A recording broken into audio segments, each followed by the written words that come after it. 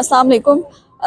मैं women university की एक स्टूडेंट हूँ और जैसा कि आप सबको पता है आज हमारी ग्रेजुएशन सेरेमनी थी और हम लोग जो है वो हमारी फीलिंग्स बहुत हम हैप्पी हैं, बट हैप्पी होने के साथ साथ हम सैड भी हैं। क्योंकि हम लोगों को यूनिवर्सिटी ग्रूम तो किया है, लेकिन आज इतना बड़ा इवेंट था और हम लोगों को चाहिए था, अप्रिशिएट नहीं किया गया। हम लोगों को स्टेज पे बुला के एटलीस्ट डिग्री मिलनी चाहिए थी। तो ये जो है वो हाँ, ये एक ड्रॉबैक है।